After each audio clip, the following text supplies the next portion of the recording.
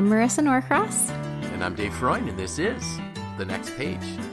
Hi, Marisa. How are you? Hi, I am good. I am enjoying this great weather. It would not be a podcast if I did not comment on the weather, but it has been so beautiful this week, and I'm really enjoying it. It is. So, now, was last week the week that it rained?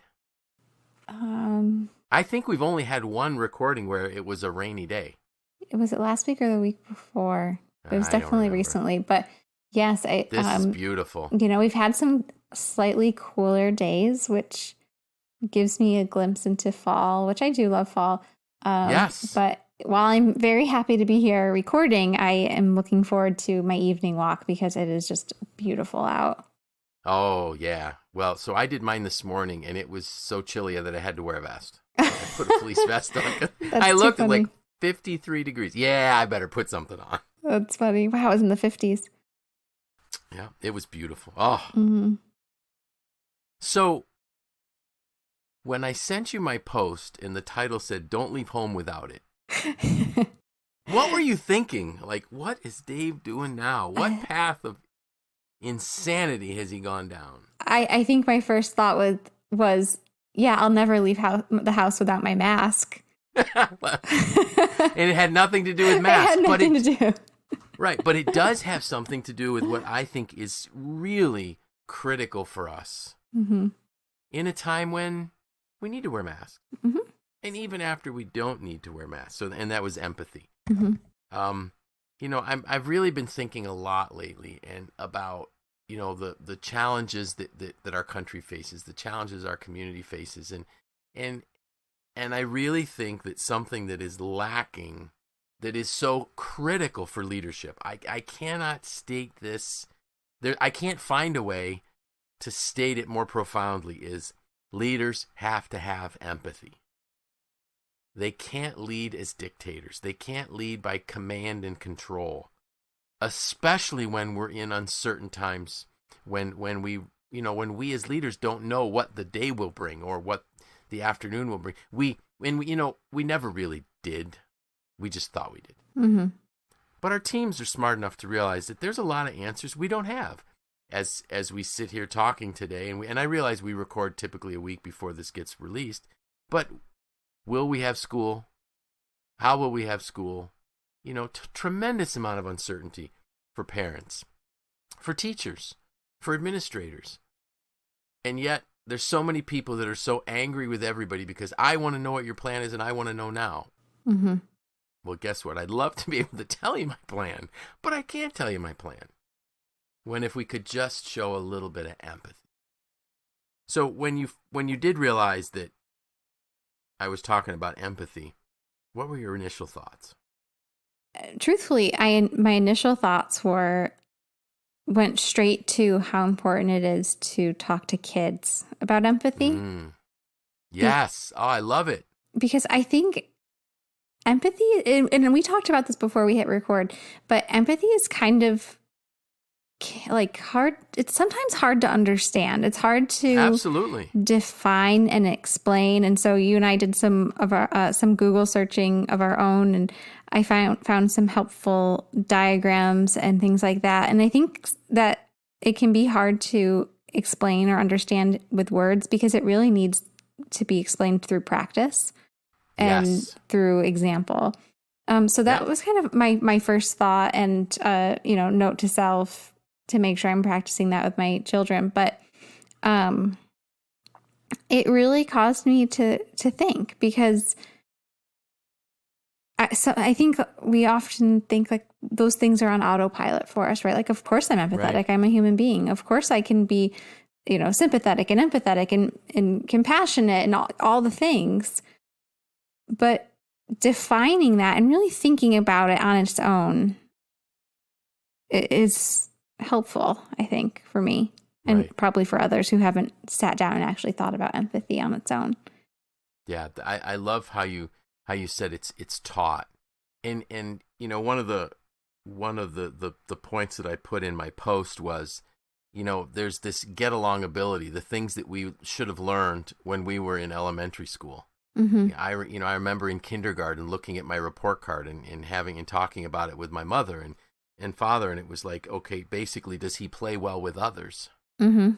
You know, there's empathy that's there. So as parents, are we teaching empathy? We live in a very caustic time where it's very easy to just take shots at people on social media. There's almost no there's no ramifications if people are rude. But yeah, it really is manifesting itself in a very unforgiving, harsh world that I don't think any of us want our kids to grow up in. So I think we as parents, grandparents, need to be teaching empathy and showing empathy. It was interesting that when I was looking at this, Maya Angelou had this quote, and I did put this in my post that came out this morning. She said, "I think we all have empathy. We may not have enough courage to display it." Mm-hmm. And I thought, wow, that was really powerful. And I believe that we in the manufacturing community, you know, there's a lot of things that, well, first of all, manufacturing is a net wealth generator for any community. So, you know, you can have service sector jobs, which are wonderful, but they don't generate wealth, they exchange wealth. But manufacturing generates wealth. And so manufacturing is really great at educating and training people. So we do so many things well. So why don't we also then, as leaders in manufacturing, decide that we want to begin to show empathy? We want to begin to try to understand the other person and try to work through whatever it is that person is challenged with together, and just try to see. And so you and I talked quite a bit before, but empathy doesn't mean I agree with you. Mm-hmm. Empathy means that I have put myself in a position where I can see the situation through your eyes and through your emotions. And it was interesting. I never knew there were 3 types of empathy. But I figured it out once I was digging through this. There's cognitive empathy. Cognitive empathy is the ability to understand how someone else feels and to work out what they might be thinking. But then there's emotional empathy or affective empathy. Emotional empathy refers to the ability to share another person's emotions. This means that in some measure you feel what they are feeling. And that to me is a huge one. Mm-hmm. Am I feeling what you're feeling so that I can get a deeper understanding of what it means, where the position you're taking? And then there was this compassionate empathy or empathetic concern. Compassionate empathy is when you take feelings to action. It goes beyond understanding and relating to other people's situations. It compels you to do something. And if we think about what's lacking in a lot of situations, we're just not trying to see where the other person's coming from. We're not putting ourselves in their situation. And I remember, you know, many times as a leader in manufacturing, well, we've got policies, and the policy says this. Mm-hmm. Really? You know, really? So you're going to stick to the policy says this, and I have to stick to the policy. No, not what is this person going through. And I understand you need policies and procedures.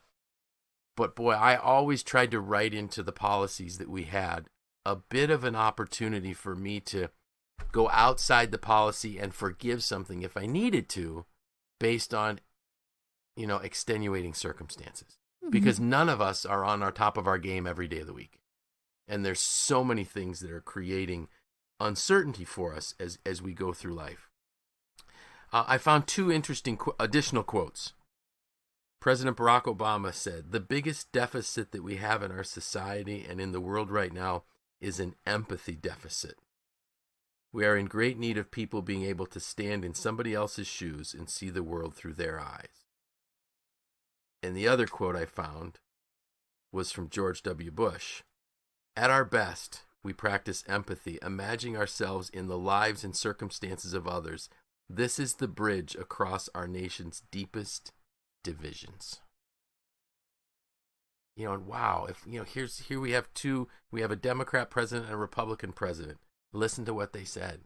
We got to practice empathy. Mm-hmm. So, how do you think parents teach our kids? How do we teach our kids empathy? I think the best way to teach your kids empathy is probably through example. And I think through example, and also in practice, like with your kids, right? Like I think about how if my girls are disagreeing on something, how like sometimes it's just like really easy to say like, well, then no one gets the toy, or to just, decide on something, but to take the time to explain, well, your sister is not feeling very good today, and I think it would really cheer her up if she got to play with blah, blah, blah, blah, blah, or just kind of slowing down to Yes. to help explain how to work through some of those things emotionally. Yeah, I love that slowing down. You and I both, before we started recording, we talked about Crucial Conversations, which is a class you've taken and I've taken, and that I'm the certified instructor at MACNY to teach, and the core of Crucial Conversations is you want to increase information in the pool of shared meaning. And really, that to me is a beautiful example of how do I get the information there so that we can be empathetic with one another. And one of the things that I had mentioned to you was that there's a thing in Crucial Conversations where you have to ask yourself, what clever stories am I telling myself? So am I deliberately am I deliberately creating a story that will justify the emotions that I want to feel right now? That's what we're talking about when we have a lack of empathy. Rather than, wait, what might I have missed? There's another statement in Crucial Conversations, why would a rational human being act like that? And a lot of times we just say, well, they're not being rational. Well, no, let's back up a little bit more. Let's try to see why they might be feeling that way.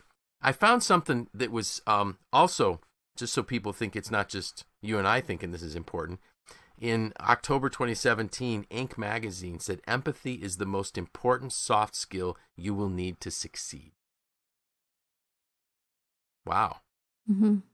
Empathy. So I kept digging a little bit farther and I found 10 reasons you should have empathy. Number 1, you will better understand the needs of people around you. So somebody would say, well, what do I care?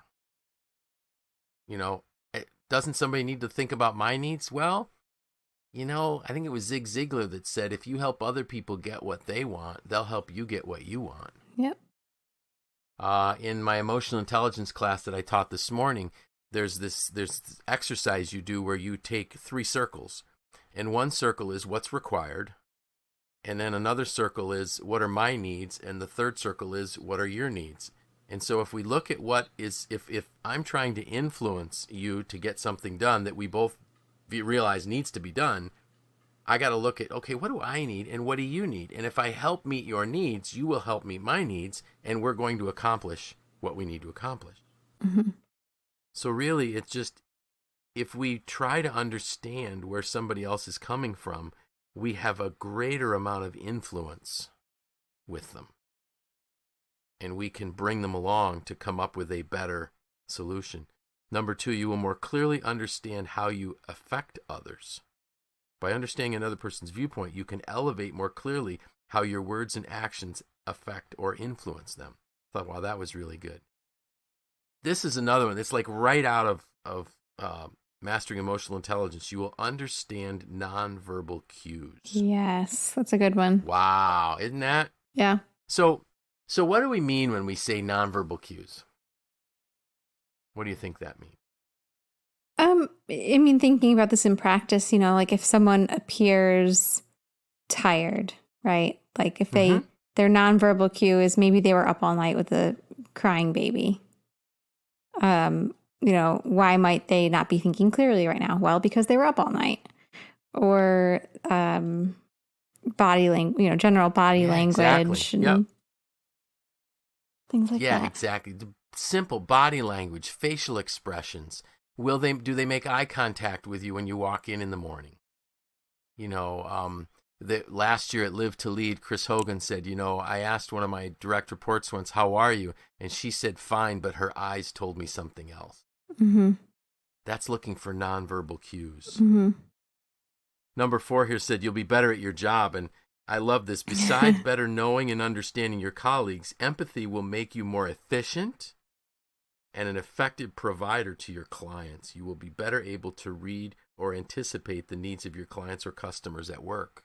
Well, All of us will say, wait, Go ahead. anyone in sales really should practice empathy, because I was just thinking, if you can anticipate the needs of the people you're trying to sell to, yep, it makes it a lot easier. Right. And, if you look at the ISO standard, which almost all manufacturers have either achieved or gone beyond, it says that a customer is anyone to whom you provide a product or service. Mm-hmm. So within our organizations, we have customers. If you edit my writing, you are my customer. Am I giving you the writing on a timely manner in a way that's easy for you to use? Mm-hmm. Because that's something that you do to help me, but it's part of your job. Mm-hmm. Anybody that I teach a class to, they're my customers. Am I picking up on some of those nonverbal cues that are going on? Am I being empathetic when they're in a really difficult situation? Which, we never know what the situations are. Number 5, you will be better equipped to deal with interpersonal conflict. Engaging with another's perspective will help you in both your personal and professional relationships. It will help you resolve any potential conflict that may arise from misunderstandings. Again, diving right into the crucial conversations piece. If you're empathetic, you can have a crucial conversation. If we're not empathetic, we can't, because nobody wants to open up if I'm not willing to listen to what their real concern is. Mm-hmm.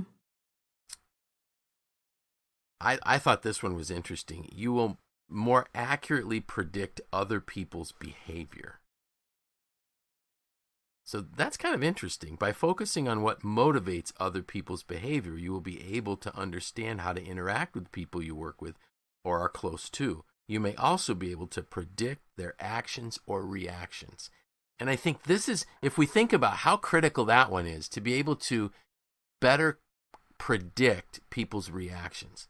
So as I was thinking about this one, I'm thinking about, especially in these uncertain times that we're in right now, where we can't predict what will happen, but by being more empathetic, by being able to put ourselves into other people's shoes and feel their emotions, we may be able to predict their reactions to what might come. Mm-hmm. Does that make sense the way I just said that? Yeah. Oh, yeah. Because sometimes I say it and I have no idea if it made any sense. So it's a good thing you can, because if I don't make sense, just say, no, back up the train, Dave. That made no sense. I think this makes me think of, I know we've talked about crucial conversations, but like desk training too. Yes. Absolutely. And going through that, I can't remember how many years ago it was, but we tried to get like everyone at MACNY to do desk within a similar time frame, and looked at everyone's different profiles, and it's like, yeah, like this makes sense. It helps you understand how to work with different people in different ways, because we're not all the same. We don't all think the same, and that's a beautiful thing that we don't all think the same.